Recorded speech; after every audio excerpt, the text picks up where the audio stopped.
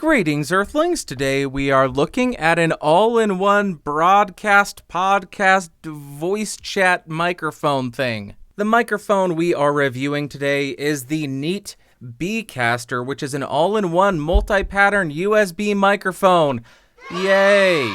If you are interested in this microphone, it typically will set you back around $350, but it's been on sale for $100 for the last 6 months or so. For the majority of this video, I have the microphone connected directly to my Mac with the gain set just at around 11 o'clock. I will not do any kind of post-processing, but I may boost it in post, so check the doobly-doo to see what I did. Now let's talk about what comes in the box, and unfortunately it's a bit too heavy to throw like normal, so I'll just place it down. I dropped it anyways. Of course, you are going to get the microphone, which has the desktop mount already installed. You will get a foam windscreen that sits right on top of the microphone. You'll get a USB cable, a small amount of documentation, and some kind of spinning top or something that looks like a bee. Then, as far as the build quality, the microphone feels perfectly fine. The majority of it is made out of metal. At the top, you have the microphone rectangular box, and it does have a metal grill, which has a bit of give to it, and there is a yellow light on the front to indicate that it is plugged in and getting power. Attached to that microphone capsule is a very small adjustable boom arm, which then attaches to a metal base, which does allow you to rotate the microphone about 45 degrees.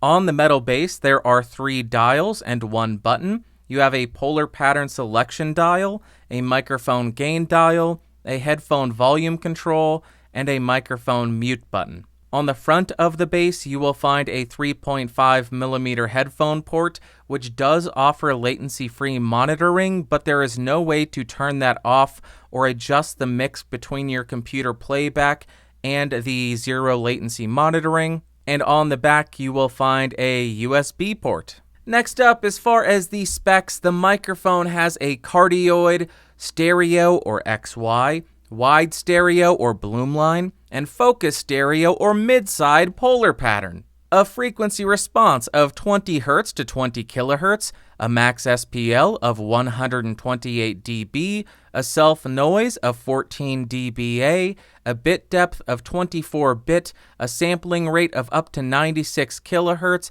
and the microphone is compatible with both Windows and Mac. First thing we'll do is go ahead and press the microphone mute button and see what sound that generates. I will continue to talk and see if it picks any of my voice up. It doesn't seem to be just attenuating the signal, it is actually muting the microphone, and there is no click when you hit that button. Now we'll go ahead and walk through all of the polar pattern settings on this microphone. Right now I am on the mono setting, which is just a cardioid polar pattern. I will move around to 90 degrees, 180 degrees. I can't spin it around anymore, so I'll go back to 90 and then end at the front. Now I am on the stereo polar pattern, and as I move to one side, you should hear me out of one of your ears. Then if I go to the other side, you should hear me out of the other side of your headphones or your speakers. Now I am on the wide stereo or Bloomline setting. I will rotate around to about 90 degrees, show you what it sounds like here. I will continue around trying to minimize the handling noise to 180 degrees, continue back to 90 degrees, and then ending at the front. Lastly, we are on the focused stereo setting, and I will rotate around to 90 degrees on the left-hand side, rotate back to the front, and then I will rotate to the other side at 90 degrees and go a little bit back to the rear of the microphone, and then rotate and end at the front of the mic. Now let's go ahead and bump the desk to see how it does at rejecting that kind of noise. And then I will tap the attached boom arm to see how it does at rejecting that kind of noise. Now I'll go ahead and tap the microphone's body to see if there are any kind of resonant frequencies.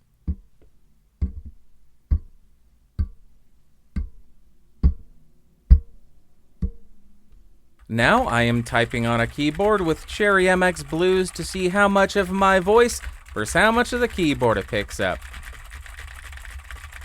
Sad W key test for all you sad boy gamers out there. Now I am right on top of the microphone on the cardioid setting to show you the proximity effect on this mic. About 3 inches off of the microphone, and this is how it sounds. 1 foot away from the microphone, 2 feet away from the microphone, and about 4 feet away from the microphone. Right now I am speaking into the Neat Beecaster in a decently treated room. Now I am speaking into the Neat Beecaster around the same distance in a completely untreated room on the cardioid polar pattern. Now I want to do a very quick demonstration of what kind of effect the provided foam windscreen has on the tone of the microphone. So right now I am on the mono setting of the Beecaster without the foam windscreen on the mic, and this is how it sounds. And now I have the foam windscreen on top of the microphone to reduce a little bit of that wind noise, and this is how it sounds. Now let's test the plosive rejection of this microphone. Please bring pizza pronto. Please bring pizza pronto. Please bring pizza pronto. Please bring pizza pronto. Please bring pizza pronto. Please bring pizza pronto. 9 o'clock. 12 o'clock.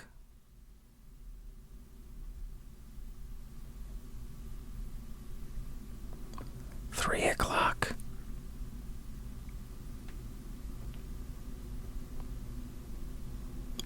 And 5 o'clock, or 100%.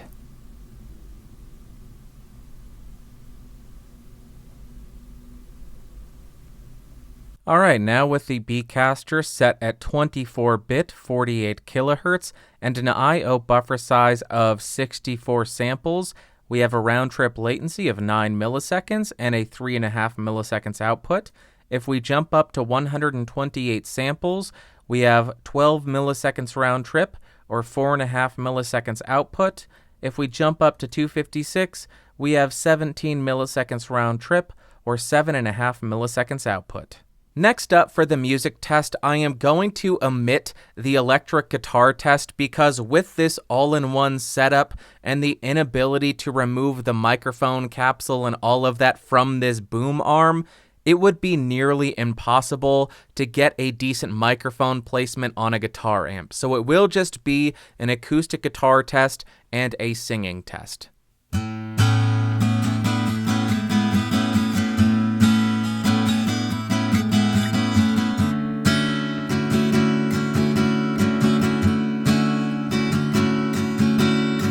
I don't even know what I can say about this mic, so I'll die or something because I'm trying here. Give me a break. Now I want to do a very quick comparison between the Neat Beecaster and the Blue Yeti because they are both multi-pattern USB microphones that come with desktop stands, and see how they compare. Right now I am speaking into the Neat Beecaster on the cardioid polar pattern, gain set just at around 11 o'clock, and this is how the audio sounds. Now I am speaking into the Blue Yeti at around the same distance on the cardioid mode again, and the gain is also set at around 11 o'clock, and this is how the audio compares. Here's something interesting I found while testing out this microphone. I will be quiet so you can hear the noise floor. Now I will grab the microphone's grill.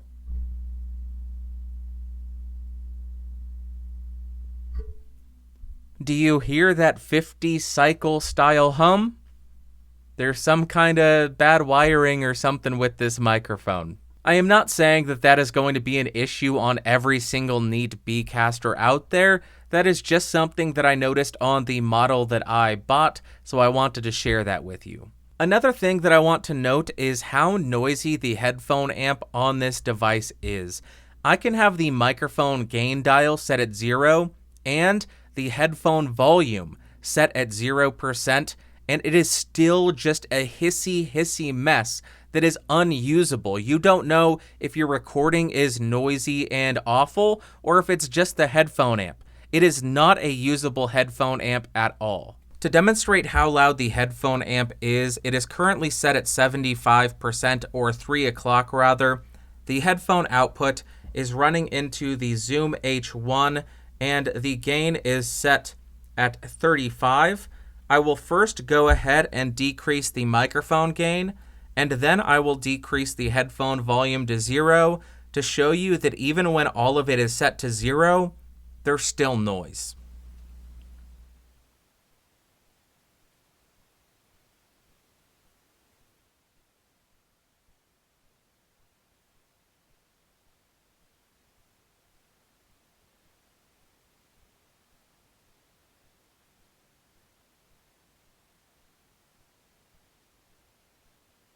Alright, so I guess this entire all-in-one broadcast bass and boom arm microphone kit is a cool idea in theory, but in practice it seems to fall short, and ultimately I understand completely why this microphone is discounted so much. And first up, in terms of pros, it's cute. It looks like a bumblebee. It comes with a bumblebee top. The box looks like it's made of honeycomb. How cute! Additionally, although the tone of this microphone isn't necessarily my favorite, I do find it really impressive how smooth the microphone sounds. A lot of USB microphones have a very gritty or grainy upper frequency, but this maintains a smooth sound throughout the entire frequency range. And also, all things considered, it does do a pretty decent job at rejecting bumps of the desk, which I was pretty impressed with.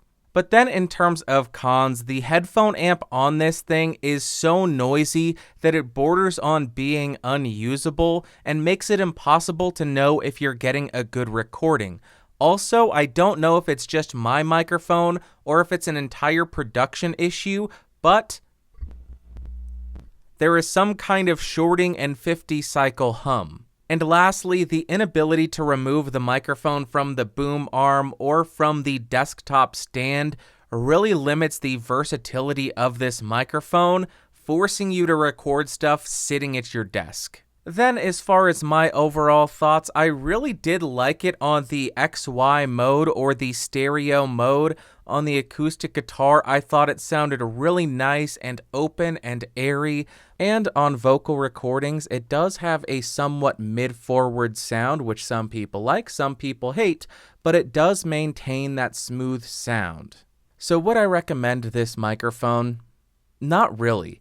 Even though I think it is pretty good on the acoustic guitar and it offers a very smooth mid-forward sound for voice, I think the drawbacks of this microphone's form factor and maybe some design flaws are a little bit too much to make it a good option. With the really noisy headphone amp, the limited versatility, the wiring issues, there's just too many drawbacks to make this a good option. So if you are dead set on picking up a multi-pattern USB microphone, I honestly think that you would be much better served by something like the Blue Yeti. If you have not done so yet, make sure to hit that subscribe button down below for more audio-related videos, and at 500,000 subs, we will be doing a microphone collection reveal. Slappers!